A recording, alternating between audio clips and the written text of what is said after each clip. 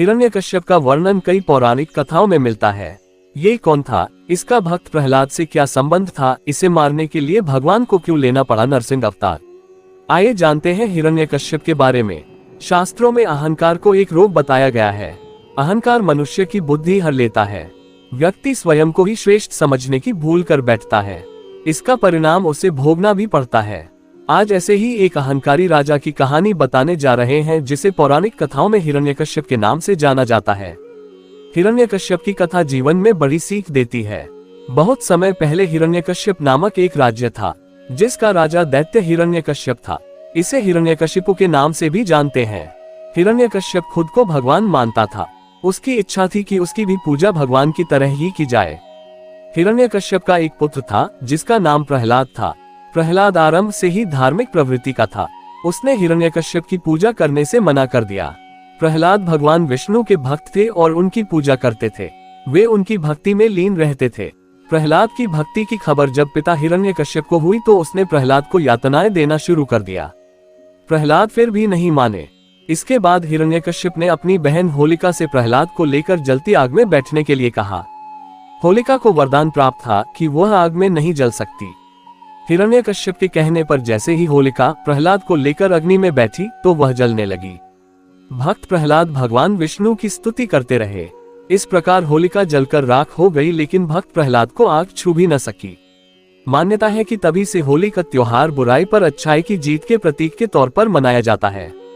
हिरण्यकश्यप को प्राप्त था विचित्र वरदान। जी हाँ, हिरण्यकश्यप को एक विचित्र वरदान प्राप्त था। राजा हिरण्यकश्यप ने कठोर तपस्या से ब्रह्मा जी को प्रसन्न कर विचित्र वरदान मांग लिया। इस वरदान में उसने मांगा कि ना उसे कोई मानव मार सके और ना ही कोई पशु, ना रात और न ही दिन में उसकी मृत्यु हो। उसे कोई भी ना घर के भीतर और ना बाहर मार सके। इतना ही नहीं, उसने ये भी मांगा कि ना धरती पर और ना ही आकाश में, ना किसी अस्त्र से और किसी शस्त्र से उसकी मौत हो। हिरण्यकश्यप को वरदान मिलने के बाद भयंकर घमंड हो गया। वो किसी को कुछ नहीं समझता था। वो इस कदर अहंकार में डूब गया कि वह स्वयं को भगवान मानने लगा।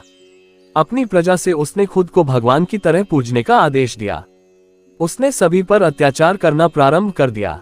स्थिति ये बनी कि उसके अत्याचार से तीनों लोकों में त्राही त्राही मच गई। नरसिंह अवतार, और फिर हुआ नरसिंह अवतार। होलिका की घटना के बाद भी हिरण्यकश्यप का अहंकार और अत्याचार कम नहीं हुआ। प्रहलाद ने अपने पिता को समझाने की कोशिश की कि वे सही मार्ग पर चले, लेकिन प्रहलाद की बातों का उस पर कोई प्रभाव नहीं पड़ा। एक दिन उसने प्रहलाद से कहा कि तेरे भगवान अगर सर्वत्र हैं, तो इस स्तंभ में वो क्यों नहीं दिखते। इतना कहते ही उसने उस स्तंभ पर प्रहार किया। तभी स्तंभ में से भगवान विष्णु नरसिंह अवतार में प्रकट हुए, जो आधा मानव आधा शेर का रूप था। उन्होंने हिरण्यकश्यप को उठा लिया और उसे राजमहल की दहलीज पर ले गए। भगवान नरसिंह ने उसे अपनी जांघों पर पटका और उसके सीने को नाखूनों से चीर दिया। नरसिंह रूप में जब भगवान विष्णु ने हिरण्यकश्यप का वध किया, उस समय वह न तो घर के अदन था और न ही बाहर, न दिन था और न रात। भगवान नरसिंह न पूरी तरह से मानव थे और न ही पशु। नरसिंह ने हिरण्यकश्यप को ना धरती पर मारा, ना ही आकाश में, बल्कि अपनी जांघों पर रखकर मारा।